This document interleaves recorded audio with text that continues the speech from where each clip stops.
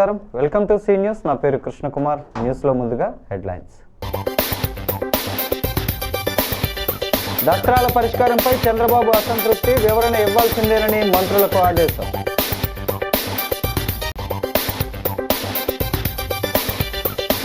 ప్రజలకు ఏది అవసరమో ఆ పనులే చేస్తున్నాం. Rajamahendravaram city MLA Adireddy Srinivas. అంగన్వాడీలకు 26,000 వేతనం ఇవ్వాలి. సబ్ కలెక్టర్ వద్ద భారీ ఎత్తున నిరసన ధర్నా.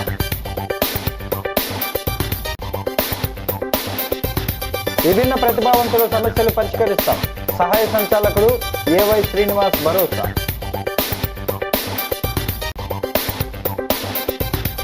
భక్తులతో కిటకిటలాడిన కాలభైరవ టెంపుల్, భక్తి శ్రద్ధలతో కాలభైరవాష్టమి జయంతి.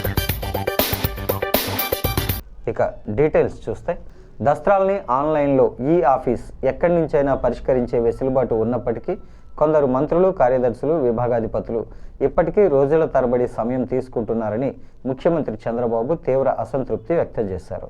మంత్రులు, కార్యదర్శులు, విభాగాధిపతులలో సచివాలయంలో సమావేశం జరిగింది. సీఎం చంద్రబాబు మాట్లాడుతూ, సాకులు చెబితే సహించేది లేదని, ఇకపై 7 రోజుల కంటే ఎక్కువ సమయం తీసుకున్న వారు వివరణ ఇవ్వాల్సిందేనని తేల్చి చెప్పారు. ఈ ఆఫీస్ ఫైల్స్ డిస్పోజబుల్ నివేదికను ఐటీ శాఖ కార్యదర్శి కాటమనేని భాస్కర్ సమావేశంలో వివరించారు.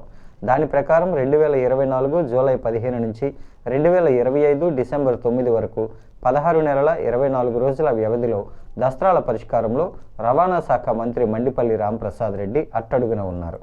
ప్రతి దస్త్రాన్ని నిర్ణీత సమయంలో పరిష్కారం చూపించాల్సిందేనని, అలా చేయని పక్షంలో ముఖ్యమంత్రి హోదాలో తానే ఆ ఫైల్ను పరిశీలించి పరిష్కరించేందుకు చర్యలు తీసుకుంటానని స్పష్టం చేశారు. లాస్ అండ్ రూల్స్, మీ పర్ఫార్మెన్స్ ఎక్కడైనా సరే ఇబ్బంది వస్తే నేను ముందే చెప్పాను, అవసరమైతే కంటిన్యూగా సింప్లిఫికేషన్ ఆఫ్ ప్రొసీజర్స్, రిఫార్మ్లో భాగంగా లేబర్ రిఫార్మ్స్ తీసుకొస్తున్నాం, అట్లే అడ్మినిస్ట్రేటివ్ రిఫార్మ్స్ తీసుకొస్తాం, బిజినెస్ రూల్స్ కూడా సింప్లిఫికేషన్ చేసుకుంటాం. ఒక క్యాబినెట్ సబ్ కమిటీ బెస్ట్ ఎక్స్పర్ట్స్ని పెట్టి అది కూడా వర్కౌట్ చేద్దాం. దాన్ని కూడా మీరు వర్కౌట్ చేయండి. రెండోది, అడ్వర్స్ న్యూస్ ఐటమ్స్ ఎక్కడన్నా పబ్లిసైజ్ అయితే మీరు అనలైజ్ చేసి మినిస్టర్కి, డిపార్ట్మెంట్కి ఇప్పటికే మనుషులు ఇచ్చాం, కానీ అంత ఎఫెక్టివ్గా పనిచేయడం లేదు. నెక్స్ట్ టైం నుంచి అది కూడా మనం ఆర్టీజీఎస్లో ఇది చేస్తే అది కూడా రేటింగ్ పెట్టి కొంచెం గైడ్ చేసి సరిపోతుంది, కూడా వర్కౌట్ చేయండి. రెండోది, ఒకవేళ కానీ కంటిన్యూగా నెగిటివ్ ఐటమ్స్ వస్తూ ఉంటే డీపర్గా అనలైజ్ చేసి సిస్టమ్స్లో ఏమైనా లోపాలు ఉంటే కరెక్ట్ చేద్దాం. అలాంటి కరెక్ట్ చేసి ఎట్లా చేయగలుగుతా అది కూడా చేస్తే బెటరు. రెండోది, బెనిఫిషరీస్ ఇచ్చే డిపార్ట్మెంట్లన్నీ ఎక్కడైతే మనం బెనిఫిట్స్ ఇస్తున్నామో, either material or cash, everything or service, ఇవన్నీ కూడా మీరు గుర్తుపెట్టుకోవాల్సింది. నో ఎలిజిబుల్ పర్సన్ కాని వాడికి రాకూడదు, ఎలిజిబుల్ పర్సన్ అయిన వాడిని ఇగ్నోర్ చేయకూడదు. That is where we are working. సమగ్ర ప్రాజెక్ట్ కూడా తీసుకున్నాం, అది కూడా అనలైజ్ చేస్తాం. ఇప్పటికి ప్రీవియస్గా కొన్ని అవకతవకలు జరిగాయి, అవి కూడా మనం స్లోగా కరెక్ట్ చేయాల్సిన అవసరం ఉంది. బట్ కాంప్లికేటెడ్, బట్ నోవి వదిలిపెట్టలేము. నేను అది కూడా చూస్తున్నా. కొంతమంది ఫిజికలీ హ్యాండిక్యాప్డ్ కాకపోయినా ఫిజికల్ హ్యాండిక్యాప్డ్ పెన్షన్లు ఇచ్చారు. కొంతమంది మనం 15,000 రూపీస్ ఇస్తే అవి కూడా కొంతమంది ఎలిజిబుల్ కాని పర్సన్స్ కూడా వచ్చే పరిస్థితికి వచ్చారు. ఇలాంటివన్నీ వచ్చాయి. ఇంకొక పక్కన ఒక్క సబ్జెక్ట్, స్థానిక కంబాలి చెరువు వద్దనున్న మున్సిపల్ కార్పొరేషన్ షాపింగ్ కాంప్లెక్స్ 43 లక్షలతో చేపట్టే మరమ్మత్తు పనులకు ఎమ్మెల్యే ఆదిరెడ్డి శ్రీనివాస్ కూటమి నాయకులతో కలిసి శ్రీకారం చుట్టారు. మరమ్మతులు పగడ్బందీగా చేయాలని అధికారులకు సూచించారు. అనంతరం ఎమ్మెల్యే ఆదిరెడ్డి శ్రీనివాస్ మాట్లాడుతూ, 36వ డివిజన్ పరిధిలోని ఇదే షాపింగ్ కాంప్లెక్స్పై భవనంలో నగరపాలక సంస్థ పర్యవేక్షణలో నిరాశ్రయులు, యాచకుల కోసం రాత్రి నైట్ షెల్టర్ ఉందన్నారు. వారికి రోజు రాత్రి సమయంలో భోజనాలు కూడా పెడుతున్నట్లు తెలిపారు. అలాగే ఇక్కడి షాపుల్లో దశాబ్దాలుగా అనేక మంది వ్యాపారాలు చేసుకోవడం జరుగుతుందన్నారు. ప్రస్తుతం సదరు షాపింగ్ కాంప్లెక్స్ శిథిల స్థితికి చేరుకోవడం జరిగిందని, వాటికి మరమ్మతులు చేపట్టడం జరుగుతుందన్నారు. ప్రజలకు ఉపయోగపడే పనులు మాత్రమే కూటమి ప్రభుత్వం చేస్తోంది అన్నారు. ప్రచారానికి తమ వ్యక్తిగత అవసరాల కోసం ఏ పని చేయడం లేదని స్పష్టం చేశారు. త్వరితగతిన నాణ్యతతో పనులు పూర్తి చేయాలని కాంట్రాక్టర్కు సూచించారు.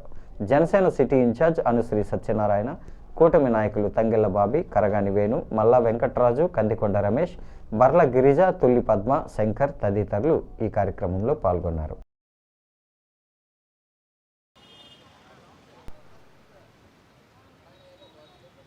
అలాగే ఇప్పుడు కంబల్ చెరువు దగ్గర ఏదైతే ఉందో షాపింగ్ కాంప్లెక్స్ కూడా మీరు చూడొచ్చు. అవి పెచ్చుల కింద పడిపోతూ ఉంటే జిఐ షీట్స్ పెట్టి వాటన్నిటిని కూడా బిగిస్తూ ఉన్నారు. సరే, ఇన్నాళ్ళుగా రెంట్గా ఉన్నవాళ్ళు కాంప్లెక్స్ మన కార్పొరేషన్ ఆస్తి, మనం కూడా దాని మీద దృష్టి సారించాలని ఈ రోజున గోకవరం బస్ స్టాండ్ దగ్గర షాపింగ్ కాంప్లెక్స్కి 50 లక్షలు, ఆ 50 లక్షలతోటి పైన స్లాబ్ అంతా రిపేర్ చేసి కింద ఉర్దూ అకాడమీ మరమ్మతులు చేసి టాయిలెట్స్ అన్నీ కూడా మంచిగా ఫెసిలిటీస్ కల్పిస్తూ చుట్టూ కూడా పారాపెట్ వాల్ కట్టి ఎవరికి కూడా ఏ ఇబ్బంది కలగకుండా ఆ ఏదైతే ప్యాచెస్ కింద ఐరన్ కూడా బయటకు వచ్చేస్తుందో, స్లాబ్లో ఐరన్ బయటకు వచ్చేస్తుంది, అదంతా కూడా ట్రీట్ చేసే కార్యక్రమం సుమారు 50 లక్షలతో తీసుకున్నాం. అదేవిధంగా కంబాల్చెరు ఏదైతే ఈ షాపింగ్ కాంప్లెక్స్ 43 లక్షలతో చుట్టూ ఆ పారాపెట్ వాల్ మొత్తం అంతా కూడా ఇందాకే ఒక ఎవరైతే రెంటల్కి ఉంటున్నారో వ్యాపారవేత్త వచ్చి అవి పెచ్చులుగా పడిపోతున్నాయని చెప్తా ఉన్నారు. అన్నిటిని కూడా పరిగణలో తీసుకొని పారాపెట్ వాల్ మొత్తం తీసేసి ఆ జిఐ ట్రస్సెస్ని షీట్స్ ఎక్కించే షీట్స్ మొత్తం వేసేటట్లు చుట్టూ కాంప్లెక్స్ చుట్టూ. అలాగే ఇక్కడ నైట్ షెల్టర్ ఉంది. నైట్ షెల్టర్లో ఉంటున్న వాళ్ళకి టాయిలెట్స్ చాలా ఇబ్బందికర పరిస్థితుల్లో ఉన్నాయి, అది కూడా పట్టించుకునేవాళ్ళు లేడు. ఇప్పుడు ఆ నైట్ షెల్టర్లోనే ఏదైతే వాళ్ళకి అవసరమైన టాయిలెట్స్ అన్నీ కూడా సరిచేసి ఈ కాంప్లెక్స్ అంతా కూడా చుట్టూ ఏదైతే ఉన్నాయో ఇబ్బందికర పరిస్థితులు అన్ని ప్లాస్టరింగ్స్ చేసి మరలా ఇది ఇంకొక 30-40 సంవత్సరాలు ఇబ్బంది లేని విధంగా చేసే కార్యక్రమం ఈరోజు కూటమి ప్రభుత్వం శంకుస్థాపన చేసింది. 2023లో 42 రోజుల పాటు సుదీర్ఘకాలం సమ్మె చేసిన తరువాత గత ప్రభుత్వం కుదుర్చుకున్న ఒప్పందాల మేరకు అంగన్వాడీలకు కనీస వేతనం 26,000 ఇవ్వాల్సిందేనని AP Anganwadi workers and helpers union CITU అనుబంధ సంస్థ డిమాండ్ చేసింది. ఈ సందర్భంగా రాష్ట్ర నాయకురాలు వై బేబీరాణి మాట్లాడుతూ అప్పుడు సమ్మె విరమణ చేసిన డిసెంబర్ 12వ తేదీని కూటమి ప్రభుత్వానికి గుర్తు చేయడానికి శుక్రవారం రాజమహేంద్రవరం సబ్ కలెక్టరేట్ వద్ద ధర్నా చేపట్టామన్నారు. 11 డిమాండ్లను గత ప్రభుత్వం ముందు ఉంచగా 11 అంగీకరించారని, కనీస వేతనాల విషయాన్ని తరువాత చేస్తామన్న నెరవేరలేదన్నారు. ఆ తర్వాత అధికారంలోకి వచ్చిన కూటమి ప్రభుత్వం అంగన్వాడీలపై పనిభారం పెంచడమే తప్ప వారి సమస్యలను పట్టించుకున్న పాపాన పోలేదని ధ్వజమెత్తారు. కనీసం వేతనం 26,000, సంక్షేమ పథకాల అమలు, గ్రాట్యుటీ అమలు, గైడ్లైన్స్, వేతనంతో కూడిన మెడికల్ లీవ్ ఫ్రీ, స్కూల్ పిల్లలకు తల్లికి వందనాలు అమలు చేసే వరకు తమ పోరాటం ఆగదన్నారు. రాష్ట్ర నాయకురాలు మాణిక్యాంబ, CPM జిల్లా కార్యదర్శి టి అరుణ్, ఐద్వా జిల్లా నాయకురాలు టి తులసి, ఇతర నాయకులు కర్రి రామకృష్ణ, పవన్ తదితరులు మద్దతు పలికారు. అంగన్వాడీ సంక్షేమ పథకాలు. యాళ్ల బేబీరాణి, తూర్పుగోదావరి జిల్లా జనరల్ సెక్రటరీ. గతంలో 2023 డిసెంబర్ 12వ తేదీన 42 రోజుల సమ్మెకు ప్రారంభంగా ఆ రోజు జిల్లా కలెక్టర్ ఆఫీసుల దగ్గర ధర్నా కార్యక్రమం ప్రారంభించాము. 42 రోజులు సుదీర్ఘమైన సమ్మెను చేశాము. అంగన్వాడీలు రాష్ట్ర వ్యాప్తంగా 105,000 మంది కూడా రోడ్డు మీద కూర్చుని 42 రోజుల పాటు రాత్రి పగలు తేడా లేకుండా కార్యక్రమాలు చేశాము. ఆ రోజు ఇచ్చిన 11 డిమాండ్స్లో 10 డిమాండ్స్ మాత్రమే ప్రభుత్వం అంగీకరించింది. జీతాలు కనీస వేతనాలు 26,000 ఇవ్వాలని చెప్పేసి ప్రథమ డిమాండ్ అయిన కనీస వేతనాలని ప్రక్కన పెట్టి ఆనాడు ఉన్న వైసీపీ ప్రభుత్వం ఆ జీతాలని జూలై నెలలో యూనియన్ లీడర్లను కూర్చోబెట్టి ఆమోదయోగ్యమైన జీతాలు ఇస్తామని చెప్పేసి మినిట్స్లో రాయడం జరిగింది. అయితే తర్వాత వచ్చిన టీడీపీ కూటమి ప్రభుత్వం మమ్మల్ని అసలు పట్టించుకోకుండా ఈ రోజు వరకు కూడా వచ్చి 2 సంవత్సరాల కాలం అవుతున్నప్పటికీ కూడా ఇప్పటి వరకు జీతాల విషయం పట్టించుకోకుండా అంగన్వాడీల మీద పనిభారం పెంచుతూ అనేక యాప్లను తీసుకొస్తూ నెట్ ఇవ్వకుండా, ఫోన్లు ఇవ్వకుండా ఈ విధంగా ఇప్పటివరకు ఇబ్బంది పెట్టిన పరిస్థితి.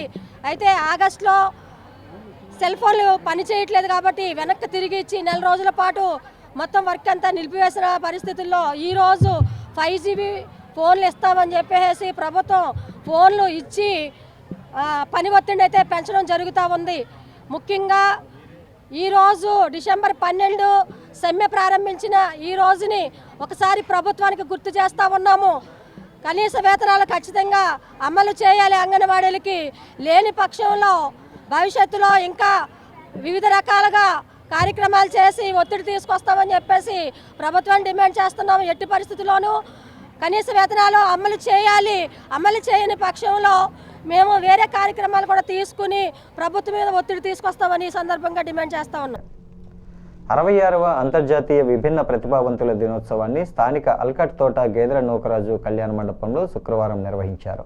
కూటమి ప్రభుత్వం 7 వరాలు ప్రకటించిన సందర్భంగా పాలాభిషేకం కార్యక్రమాన్ని నిర్వహించారు. ఈ సందర్భంగా విభిన్న ప్రతిభావంతులు, హిజ్రాలు, వయోవృద్ధుల సంక్షేమ శాఖ ఏడి ఏవై శ్రీనివాస్ అధ్యక్షతన సభ నిర్వహించారు.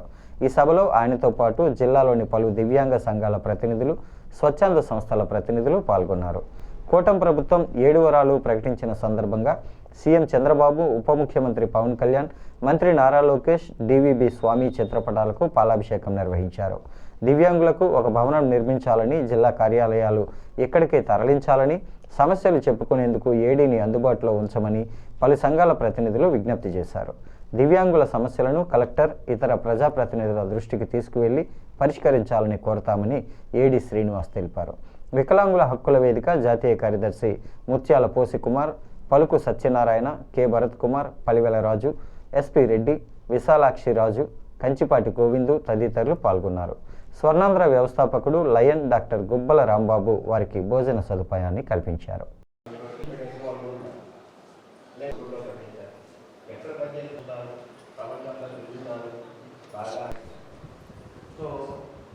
జిల్లా కలెక్టర్ శ్రీమతి చేకూరి కీర్తి ఐఏఎస్ వారి ఆదేశాల మేరకి మనం ఈ రోజున రాజమహేంద్రవరంలో, ఈస్ట్ గోదావరి డిస్ట్రిక్ట్ రాజమహేంద్రవరంలో విభిన్న ప్రతిభావంతులు, అంతర్జాతీయ విభిన్న ప్రతిభావంతుల వేడుకలు ఈ రోజున నిర్వహించడం జరుగుతోంది. ఇక్కడ ముఖ్యంగా ఏంటంటే ఈ యొక్క ఇంతకుముందు ఇదే ఫంక్షన్ని 3వ తారీఖు నాడు కాకినాడలో నిర్వహించడం జరిగింది. 9వ తారీఖు నాడు అమలాపురం, డాక్టర్ బిఆర్ అంబేద్కర్ కోనసీమ జిల్లా అమలాపురంలో నిర్వహించాము. ఈ రోజున రాజమహేంద్రవరంలో నిర్వహిస్తున్నాము. ఈ కార్యక్రమంలో మనకు ముఖ్యంగా ఇక్కడ వచ్చినటువంటి సంఘ నాయకులు, అదే రకంగా స్వచ్ఛంద సంస్థలు, తర్వాత కొంతమంది అఫీషియల్స్, పీడీ మెప్మా గారు ఇలాంటి అఫీషియల్స్ కూడా వచ్చి ఉన్నారు. వీరందరితోటి కూడా ఈ రోజున ఈ యొక్క విభిన్న ప్రతిభావంతులకి వారిని ఈ యొక్క అంతర్జాతీయ వేడుకల్ని మనం ఇక్కడ నిర్వహించడం జరుగుతోంది. ఈ దివ్యాంగుల దినోత్సవ కార్యక్రమాన్ని నిర్వహించినటువంటి వికలాంగుల సంక్షేమ శాఖకు ప్రత్యేక ధన్యవాదాలు తెలియజేసుకుంటున్నాం. ఈ రోజున ఈ కార్యక్రమంలో భాగంగా దివ్యాంగులకు ల్యాప్టాప్లు, ఉపకరణాలు అన్నీ కూడా దివ్యాంగుల సంక్షేమ శాఖ తరఫున ఏర్పాటు చేస్తున్నారు. ఈ కార్యక్రమం మీరందరూ కూడా ఇక్కడికి విచ్చేసినటువంటి దివ్యాంగులకు, దివ్యాంగ సంక్షేమ శాఖ అధికారులకు, దివ్యాంగ ఎన్జిఓ సంస్థల ప్రతినిధులకు నేను ఇక్కడికి వచ్చేసినందుకు వారందరికీ కూడా ప్రత్యేక ధన్యవాదాలు తెలియజేసుకుంటూ, ఈ కార్యక్రమం భవిష్యత్తులో వికలాంగుల దినోత్సవం రాజమండ్రిలో రావాలని, వికలాంగుల ఆఫీస్ రాజమండ్రిలో రావాలని, వికలాంగులకు సంక్షేమ శాఖ అధికారులు తూర్పుగోదావరి జిల్లాలో కూడా ఏర్పడాలని ఈ సందర్భంగా ఏడీ వారికి కలెక్టర్ గారి దృష్టికి తీసుకెళ్లాలని మేము చెప్పడం జరిగింది. మరి ప్రభుత్వ అధికారులు వారి పనుల్లో ఉండడం వల్ల రాలేదని చెప్పి సార్ చెప్తున్నారు. వాళ్ళందరినీ కూడా ఆహ్వానించడం అయితే జరిగింది.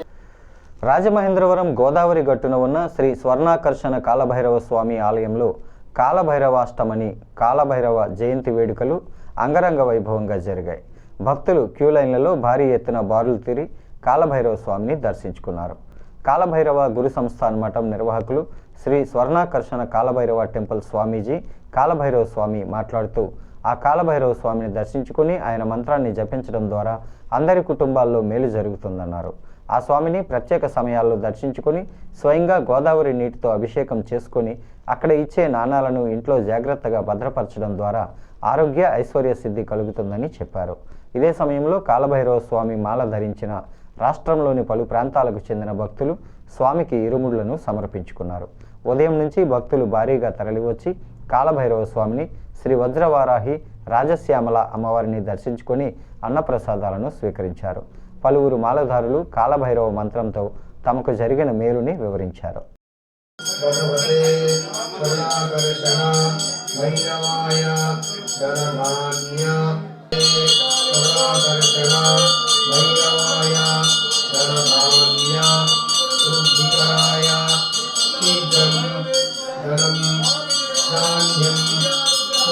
గురువుగారు, నేను కాళీమాతను బాగా ఇది చేస్తానండి. నేను 14 నుంచి కూడా గురువుగారిని యూట్యూబ్లో చూసి మంత్రం చేస్తున్నాను. నాకు ఒకటో మంత్రంలో అనుకున్నాను, కానీ కొన్ని అనివార్య కార్యాల వల్ల నేను 108వ మంత్రంలో ఉపదేశం తీసుకున్నాను. అయినా మంత్రం తీసుకోకముందు నుంచి నేను ముడుపులు కడుతూ ఇది చేసుకుంటూ నేను ఈరోజు ఇలా ఇప్పుడు మీతో మాట్లాడుతానంటే అంతా కాలభైరవుడిది, మా గురువు గారిది. 48 రోజులు ఇదే ఫస్ట్ టైం తీసుకున్నాను, కానీ అందులో చాలా సమస్యలు వచ్చాయి. ఆ సమస్యల్లోంచి నేను బయటపడడం జరిగింది. అంతా కాలభైరవ స్వామిదే, అంతా కూడా మా గురువు గారి దయ కూడా ఇందులోనే ఉన్నదే. అంతా మంత్రం ఏది అనుకుంటే అది జరుగుతుంది. స్వామి శ్రీ గురుభ్యో నమః. నేను హైదరాబాద్ నుంచి వచ్చాను స్వామి. నేను 99వ మంత్రోపదేశంలో పౌర్ణమి రోజు తీసుకున్నాను. గురువుగారు నాకు పెద్దగా చదువుకోలేదు, అయినా సరే నాకు ఒక జ్ఞానాన్ని ఇచ్చారు. ఈరోజు హోమం చేస్తున్నాను, మంత్రం మననం చేస్తున్నాను. నా భర్తకు ఒక హ్యాండ్ షోల్డర్ డ్రాప్ అయిపోయింది. ఆ రోజు నుంచి నేను జాబ్ చేయరేమని బాధపడినాను. ఈరోజు ఆ గురువుగారి దయ వల్ల నేను నా భర్త సంతోషంగా ఉన్నాము. వచ్చి ఈరోజు హోమంలో పాల్గొన్నాము. చక్కగా ఇంకా కొన్నాళ్ళ పాటు జాబ్ చేయమని ఆయన ఆశీర్వాదంతో నేను నా కుటుంబం చాలా చక్కగా ఉన్నాం స్వామి. నా చిన్న కూతురు కూడా అవుట్ ఆఫ్ పంపించాను స్వామి. మేము మిడిల్ క్లాస్ ఫ్యామిలీ అయ్యాను. గురువుగారి దయతోటి నా కూతురు ఇప్పుడు చక్కగా అక్కడ చదువుకుంటుంది, మంచి జాబ్ కూడా చేస్తుంది. నా ఇంట్లో ఒక పిల్లలు లేరని పెద్దమ్మాయికి చాలా రోజులు బాధపడ్డాను. చక్కగా పిల్లలు కలిగారు, చాలా సంతోషంగా ఉన్నాం. ఈరోజు నాకు ఎటువంటి బాధలు చింతలు లేవు స్వామి. 100% నేను చక్కగా ఉన్నాను. నా పేరు కోమలి అండి. నేను వైజాగ్ నుంచి వచ్చాను. ఈ గుడి కోసం అయితే నాకు ఒక 2 years నుంచి నేను ఇక్కడికి వస్తున్నాను. గుడి కోసం ఎలా తెలుసు అంటే నాకు యూట్యూబ్లోనే తెలిసింది. ఎక్కడ అని ఇక్కడ అంటే మా వాళ్ళు చాలామంది ఉన్నారు, ఎవరిని అడిగినా వాళ్ళకి తెలియదు అనమాట. ఎందుకో నాకు కొంచెం నేను చిన్న స్ట్రగల్స్లో ఉండే టైంలోని నా మనసులో భైరవ అనే 3 అక్షరాలు తప్ప ఏమీ అంతరంగంలో వినిపించేవి కాదు. అలాంటి టైంలోనే నేను మాకు వైజాగ్లో భైరవకంలో ఉన్న టెంపుల్కి వెళ్ళడం ఎప్పుడైతే స్టార్ట్ చేశానో అనుకోకుండా ఈ దర్శనం నాకు కలిగిందనమాట. ఆ టైంలోని ఇక్కడికి వచ్చి వెళ్ళిన తర్వాత ఒక 15 రోజుల్లోనే నేనంటూ ఇండివిజువల్గా ఒక సెంటర్ పెట్టుకోగలిగాను. ఆ తర్వాత ముడుపుల కార్యక్రమం చేస్తూ ఉంటారు గురువుగారు. ఆ ముడుపుల కార్యక్రమంలో కూడా ఫస్ట్ టైం ముడుపు కట్టేటప్పుడు మా బ్రదర్ మ్యారేజ్ కోసం కట్టాను 11 రోజులకి. 10వ రోజుకే మా తమ్ముడికి మంచి సంబంధం వచ్చింది. నేను ముడుపు వచ్చి చెల్లిన వెంటనే మొత్తాలు పెట్టుకున్నాము. రెండోసారి ముడుపు కట్టేటప్పుడు మా వారి హెల్త్ కోసము మా పిల్లల చదువుల కోసం కట్టాను. ఆయన బాగున్నారు, పిల్లలు కూడా మంచిగా చదువుతున్నారు. స్థానిక శ్రీ వెంకటేశ్వర ఆనం కళా కేంద్రంలో రాజమహేంద్రవరం అర్బన్ పరిధిలోని ఉన్నత ప్రాథమిక పాఠశాలల ప్రధానోపాధ్యాయులు ఉపాధ్యాయులతో జిల్లా విద్యాశాఖాధికారి కంది వాసుదేవరావు సమీక్ష సమావేశం నిర్వహించారు. ఈ సందర్భంగా డిఈఓ మాట్లాడుతూ ఈ విద్యా సంవత్సరం 10వ తరగతి విద్యార్థుల విషయంలో ముందు నుంచే ప్రణాళిక అమలు చేయడం ప్రారంభించామని అన్నారు. ముందస్తు ప్రణాళికతో చేసిన ఏ పనైనా విజయవంతం అవుతుందన్నారు. 10 విద్యార్థులకు 100 రోజుల ప్రత్యేక కార్యాచరణ ప్రణాళికను నిబద్ధతతో అమలు చేయాలన్నారు. ఈ ప్లాన్ అమలు తీరు పరిశీలనకు ప్రత్యేకంగా పర్యవేక్షణ అధికారులను నియమించామని చెప్పారు. ప్రధానోపాధ్యాయులందరూ ఇచ్చిన ప్రణాళిక ఖచ్చితంగా అమలు అయ్యేలా చూడాలన్నారు. Urban range DI B Dileep Kumar మాట్లాడుతూ 10 విద్యార్థుల విషయంలో ఉపాధ్యాయులందరూ కృషి చేసి ఉత్తమ ఫలితాలు సాధించాలన్నారు. Urban SEO 2 Rama Rajani 8 cluster complex హెచ్ఎంలు అర్బన్లోని ఉన్నత పాఠశాలల ప్రాథమిక ఉన్నత హెచ్ఎంలు పాల్గొన్నారు.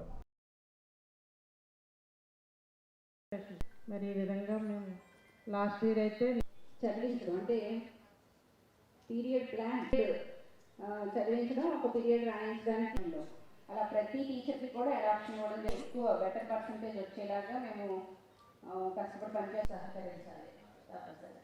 చూడండి ఏమైనా అవకాశం ఉంటే అందరూ మాట్లాడారు. అక్కడి నుంచి కూడా అందరూ మాట్లాడింది కూడా మనకి ఒకటే, గ్యారంటీ ఎఫ్ఎల్ఐలు అలాగే 10th క్లాస్ అంటే 75 days action plan, 100 days action plan, ఈ 2 ప్రధానంగా. మీ వరకు అంటే ప్రాథమిక స్థాయిలో ఉన్న ప్రాథమిక స్థాయి పాఠశాలలో పనిచేస్తున్న ఉపాధ్యాయులు కానివ్వండి, హై స్కూల్స్లో పనిచేస్తున్న స్కూల్ అసిస్టెంట్స్ కానివ్వండి, మీ వరకు విషయాలు పూర్తిగా రావు. ఎందుకంటే మీరు వెబెక్స్లో పాల్గొనే అవకాశం మీకు లేదు. కంపల్సరిగా ఈ రోజుల్లో పాఠశాల ప్రధానోపాధ్యాయులు high school, complex systems, MEO 1 and 2, డెప్యూటీఓస్, డిఈఓలు, ఆర్జేడీలు తరచుగా మేము వెబెక్స్లో పాల్గొంటున్నాం. 100 రోజుల కార్యాచరణ ప్రణాళిక గురించి, అదేవిధంగా ప్రైమరీ స్థాయిలో గ్యారంటీ ఎఫ్ఎల్ఎం 75 రోజుల కార్యాచరణ ప్రణాళిక నిమిత్తం మనం ఈ సమావేశాన్ని ఈరోజు ఏర్పాటు చేసుకోవడం జరిగింది. ఇప్పటికే 10వ తరగతి విద్యార్థులకు అందరికి కూడా సిలబస్ మనం కంప్లీట్ చేసుకొని 6వ తారీఖు నుండి 100 రోజుల కార్యాచరణ ప్రణాళిక అమలు చేయడం జరుగుతూ ఉంది. అదేవిధంగా ప్రాథమిక స్థాయిలో 75 రోజుల కార్యాచరణ ప్రణాళిక మనం ఈ నెల 8వ తారీఖు నుండి దాన్ని కూడా మనం అమలు చేస్తూ ఉన్నాము. సార్ అదే గట్టిగా చెప్పారు. ముఖ్యంగా ప్రతిరోజు కూడా స్లిప్ టెస్ట్ నిర్వహించడం, మళ్ళీ మర్నాడు స్లిప్ టెస్ట్ నిర్వహించే టైంలోపు ఆ మార్క్స్ అన్నీ ఆన్లైన్ చేయాలి వెంటనే. ఆ తర్వాత ఒక ఎంఈఓ కానీ క్లస్టర్ హెచ్ఎంసీ వీళ్ళంతా కూడా రివ్యూ చేసుకోవాలి. మండలిలో ఎలా ఉంది, ప్రోగ్రెస్ ఏంటి, ఏ స్కూల్లో ఎలా ఉన్నారు, ఈ రైజింగ్ స్టార్ నుంచి షైనింగ్ స్టార్స్ కింద ఎంతమంది మారే అవకాశం ఉంది, ఇవన్నీ కూడా ఎప్పటికప్పుడు రివ్యూ చేసుకోవాలని చెప్పారు సార్. అలాగే మీరు ఆల్రెడీ కూడా మీ స్కూల్లో మీ ఉపాధ్యాయులందరినీ కూర్చోబెట్టుకొని ప్రతిరోజు కాకపోతే కనీసం 2-3 రోజులకు ఒకసారైనా పరిస్థితి ఏంటి, ఎంతవరకు ఇంప్రూవ్మెంట్ ఉంది, ఎక్కడ పిల్లలు వెనుకబడుతున్నారు ఏంటి, ఇవన్నీ కూడా చూసుకోవాలి. చూసుకుని యాక్షన్ ప్లాన్ విజయవంతంగా నడిచేటట్టు చూసుకోవాలి. కడియం మండలం పొట్టిలంక గ్రామానికి చెందిన చేనేత కార్మికుడు నిల్లా వీర్రాజు గుండె సంబంధిత అనారోగ్య కారణాలతో బాధపడుతున్నారు. సత్య చారిటబుల్ ట్రస్ట్ చైర్మన్ తొమ్మ రవి కార్యవర్గ సభ్యులతో కలిసి బాధిత కుటుంబాన్ని పరామర్శించారు. 2 నెలలకు సరిపడా నిత్యావసర సామాగ్రితో పాటు వైద్య ఖర్చుల నిమిత్తం 4,000 రూపాయల ఆర్థిక సహాయాన్ని కుటుంబ సభ్యులకు అందించారు. దురదృష్టవశాత్తు అతని హార్ట్లో 4 వాల్వ్ బ్లాక్ అవ్వడం, అత్యవసరంగా ఆరోగ్యశ్రీ పథకం కింద సర్జరీ చేసి 2 వాల్వ్స్కి స్టంట్స్ వేసి మిగతా 2 వాల్వ్స్కి టెంపరీగా అడ్జస్ట్మెంట్ చేసి ఇంటికి పంపించడం జరిగిందని రవి చెప్పారు. కులం, మతం, ప్రాంతం అనే వివక్ష లేకుండా అనాథలకు, అన్నార్థులకు, ఆపదలో ఉన్నవారికి సత్య చారిటబుల్ ట్రస్ట్ ద్వారా గత 3 సంవత్సరాల్లో 300కు పైగా సేవా కార్యక్రమాలు ట్రస్ట్ సభ్యుల సహకారంతో చేయటం జరిగిందన్నారు. కార్యవర్గ సభ్యులు ఎంవీఆర్ఎస్ శాస్త్రి, చిలుకోటి పోసయ్య, వీరా శ్రీవేణి, వినోద్ కుమార్ తదితరులు ఈ కార్యక్రమంలో పాల్గొన్నారు.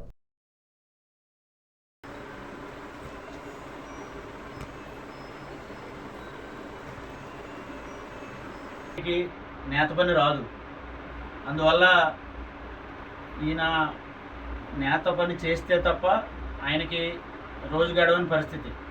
అటువంటి పరిస్థితుల్లో వారి సోదరులు, బంధువులు వారు కొద్దిగా సహాయం చేసినా వారికి నెల 5,000 రూపాయలు ఆయన హార్ట్ కంప్లైంట్కి సంబంధించిన మెడిసిన్కి ఖర్చు అవుతుంది.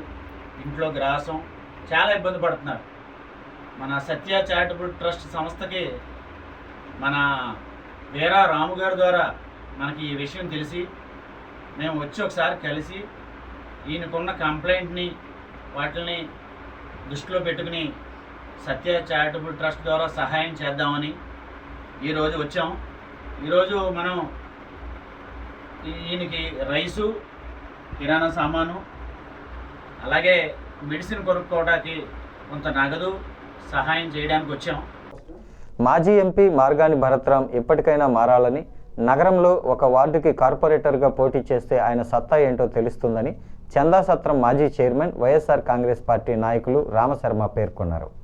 ది రాజమండ్రి ప్రెస్ క్లబ్లో శుక్రవారం జరిగిన మీడియా సమావేశంలో ఆయన మాట్లాడుతూ భరత్ చుట్టుపక్కల గతంలో ఉన్నవారెవరూ ఇప్పుడు లేరని, ఇప్పుడు ఉన్నవారు సరైన వ్యక్తులు కాదని అన్నారు. నేను ఎప్పటికీ వైసీపీలోనే ఉన్నానని స్పష్టం చేశారు. ఇప్పుడు ఆయన కార్యాలయం ఉన్న మార్గాన్ని ఎస్టేట్ 612 సర్వే నెంబర్ గురించి మాట్లాడాలని, 2012కి ఎంత ఉంది, ఇప్పుడు ఎంత ఉంది అన్నది చెప్పగలరా అని సవాల్ విసిరారు. గతంలో భరత్ వెంట తిరుగుతూ ఎగ్జిబిషన్లు నిర్వహించే కొంచె సత్యకి 3,50,000 ఇవ్వాల్సి ఉందని, ఆ విషయంలో ఆయనే చనిపోయే ముందు పుస్తకంలో రాసుకున్నారని, ఆయన భార్య డబ్బుల కోసం తిరుగుతున్నా కనీసం పట్టించుకోవడం లేదని ఆరోపించారు. రామశర్మ ఆధారాలు లేకుండా ఏదీ మాట్లాడడని, అన్ని విషయాలు నిరూపించడానికి సిద్ధంగా ఉన్నానని తెలిపారు. ఈ భరత్ గారు వాళ్ళు భరత్ గారి 3,50,000 రావాలి కదా మీకు, వచ్చాయా? ఏమన్నారండి? ఏదో మాట చూస్తానండి అంటాను కానీ అంటాను తెలియదు. 3 సంవత్సరాలు కాళ్ళు అరిగినా తిరిగినట్టు. ఏమా 3 సంవత్సరాలు కాళ్ళు అరిగినా తిరిగానండి. ఇప్పుడు వెళ్ళినా కూడా ఇదిగో అన్నారు కానీ ఏం సమాధానమే లేదు. నాకు కనీసం సాయమే చేయలేదు. అప్పుడు కోటేశ్వరుడు బైబర్త్ గోల్డెన్ స్పూను, నీతిగా నిజాయితీగా మారిపోయిన, ఆఖరికి ఒక ఆడదే అతనితో తిరిగిన సహచరుడు వాళ్ళ భార్య నా చుట్టూ నిజాలు జరుగుతుంది కనీసం అయ్యో పాపం అని చెప్పేసి అసలు ఉల్టా 3,50,000 ఇంకో 6,50,000 10 లక్షలు ఇచ్చినా నష్టం లేదు అతనికి, అతని కుటుంబానికి. అంత సేవ చేశాడు. ఆ 3,50,000 దిక్కులేదు. ఇతను నాయకుడు, ఆ వెనకాల ఇంకో 4 దేశం తిరుగుతున్నాడు. ఆ 4 కరెక్ట్గా ఉంటారా? వాళ్ళు కరెక్ట్ కాదు. నేటి తరం విద్యార్థుల్లో తెలుగు భాష పట్ల మమకారం పెంచేందుకు 1008 మంది విద్యార్థులచే శతక పద్య సహస్రాధిక గళధారణ వందే మాతర గీతాలాపన కార్యక్రమం రాజమండ్రిలో ఈ నెల 13వ తేదీన గోదావరి గట్టు ఛాంబర్ భవనంలో జరుగుతుంది. మాతృభాషా పరిరక్షణ సేవా సమితి పెరవలి ఆధ్వర్యంలో ఆంధ్రకేసరి యువజన సమితి సహకారంతో ఈ కార్యక్రమం జరుగుతుందని సమన్వయకర్తలు సిహెచ్సి నాగభూషణం, సమితి పూర్వాధ్యక్షులు దేశిరెడ్డి బలరామనాయుడు తెలిపారు. ఇందుకు సంబంధించిన కరపత్రాన్ని సరస్వతి ఘాట్లో ఆధ్యాత్మికవేత్త తోట సుబ్బారావు ఆవిష్కరించారు. విద్యార్థులు భరతమాత తెలుగు తల్లి వేషధారణలో పాల్గొంటారన్నారు. డాక్టర్ శ్రీపాద సీతామహాలక్ష్మి తెలుగు బాల శతక విశిష్టతను తెలియజేస్తారని చెప్పారు. వివిధ పాఠశాలల యాజమాన్యాల భాగస్వామ్యంతో ఈ కార్యక్రమం జరుగుతుందని వివరించారు. సమితి సభ్యులు మాదిరాజు శ్రీనివాస్, దూర్వాసుల సత్యనారాయణ, రఘుపాత్రుని సాయిబాబా, గుడిపూడి సునీల్ కుమార్ తదితరులు పాల్గొన్నారు.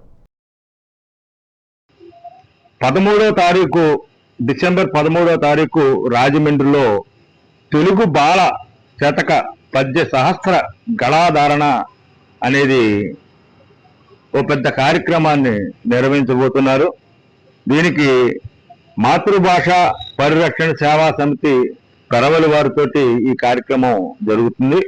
వివిధ పాఠశాలకు చెందిన యాజమాన్యాల సహాయ సహకారాలతోటి, అదేవిధంగా ఆంధ్రకేసరి యువజన సమితి సహకారంతో ఈ యొక్క కార్యక్రమాన్ని నిర్వహిస్తున్నారు. ఈ కార్యక్రమంలో ప్రధానంగా సమన్వయకర్తగా సిహెచ్విఎస్ నాగభూషణం గారు, హిందీ మాస్టర్ వారు తూర్పుగోదావరి జిల్లాలోని ఈ యొక్క అన్ని పాఠశాలకి సంబంధించిన 1008 మంది విద్యార్థుల చేత ఈ శతక పద్యాల్ని ధారణ చేసే కార్యక్రమాన్ని నిర్వహిస్తున్నారు. ప్రధానంగా నేటి తరం బాలల్లో తెలుగు మాతృభాష పట్ల మమకారం పెంచేందుకు మాత్రమే ఈ యొక్క కార్యక్రమాన్ని వారు ఉత్సాహంగా నిర్వహిస్తున్నారు.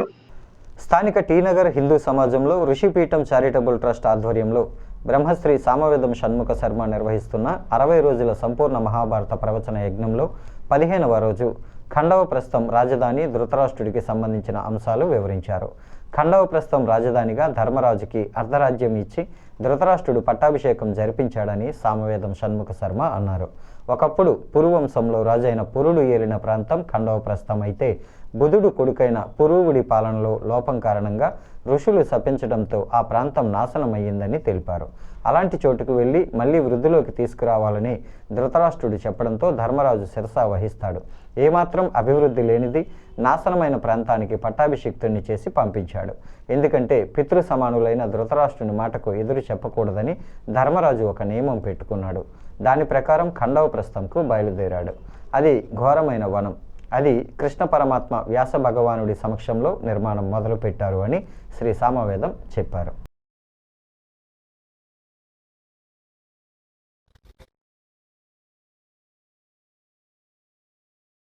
తర్వాత ధవళేశ్వరం నుంచి విచ్చేసినటువంటి ధృతరాష్ట్రుడు భీష్మద్రోణాదుల సమక్షంలో ధర్మరాజుని కాండవ ప్రస్థానికి రాజుగా పట్టాభిషిక్తుని చేశాడు. అంతవరకు చెప్పుకున్నాం. అర్ధరాజ్యం అని ఇస్తున్నానని చెప్పాడు. ఈ సమయంలో రాజ్యము దాని స్వరూపం ఇత్యాదులన్నీ చెప్పుకోవడం జరిగింది. మనం ఎప్పుడైతే అర్ధరాజ్య పట్టాభిషేకం నిర్ణయమైందో వెంటనే అప్పటికప్పుడే పట్టాభిషేకం ఏర్పాట్లు చేయడం జరిగింది.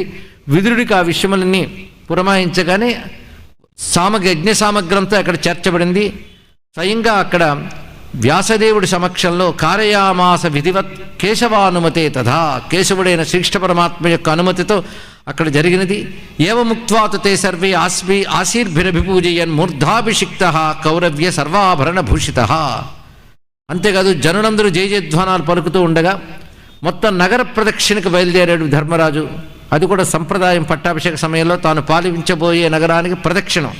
అది కూడా గజాన్ని అధిరోహించి ఔపవాక్యమథారుహ్య శ్వేతఛత్రేణ శోభిత, తెల్లని గొడుగు నీడలో ఆయన ఊరేగిస్తూ వెళ్ళి అటు తర్వాత సింహాసనం మీద కూర్చుని ఉండగానే అప్పుడు అందరూ సంతోషిస్తున్నారు, జయ జయధ్వనులు పలుకుతూ ఉన్నారు. భద్రపీఠంపై సమాసీనుడైనటువంటి ధర్మరాజుకి అభిషేకం జరిగింది.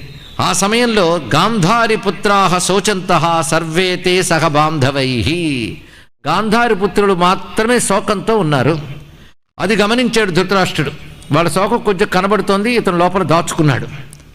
జ్ఞాత్వా శోకంత పుత్రాణం ధృతరాష్ట్రోబ్రవీన్ రూపం సమక్షం వాసుదేవస్య కురూణాంచ సమక్షతః. తన పుత్రుల యొక్క దుఃఖాన్ని తెలుసుకున్న ధృతరాష్ట్రుడు వాసుదేవుడు భీష్మాదుల సమక్షంలో మాట్లాడుతున్నాడు. ఇవాళ చాలా చక్కగా నీ పట్టాభిషేకం జరిగింది. ఇది సామాన్య పురుషులకి సాధ్యం కానటువంటి పట్టాభిషేకం నీకు లభించింది. పూర్వుల రాజ్యం నువ్వు పొందేవు. గచ్చత్వమధ్యైవ నృప కృతకృత్యోసి కౌరవ. ఇవాళ నువ్వు బయలుదేరి ఖాండవ ప్రస్థానికి వెళ్ళు, ఆలస్యం కాకుండా. ఖాండవ ప్రస్థానం ఎలాంటిది అంటే, ఒకప్పుడు పౌరవుడు అంటే పురువంశంలో ఆది అయినటువంటి వాడు అతడు ఏలినటువంటి చోటది. తర్వాత అది ఋషులు ఒకానొక కారణం చేత శాపంతో దాన్ని నాశనం చేశారు. అలాంటి చోటుకు నువ్వు వెళ్ళి మళ్ళీ దాన్ని వృద్ధిలోకి తీసుకోవాలి. వినాశితం మునిగనై లోపాత్ బుధసుతస్య చ తస్మాత్వం ఖాండవ ప్రస్థం పురం రాష్ట్రంచ వర్ధయ. బుధసుతస్య లోపాత్, బుధుడి యొక్క కొడుకైన పూర్వుడి యొక్క లోపం చేత ఋషులు దాన్ని శపించడం చేత అది నాశనమైనది. నువ్వు మళ్ళీ వెళ్ళి ఆ పురాన్ని రాష్ట్రాన్ని వృద్ధి చేయు. ఎంత గొప్ప రాజ్యం ఇచ్చాడు ఇప్పుడు దీన్ని బట్టి తెలుస్తున్నది ఇక్కడ. ఈ వార్తలు ఇంతటితో సమాప్తం. నమస్కారం.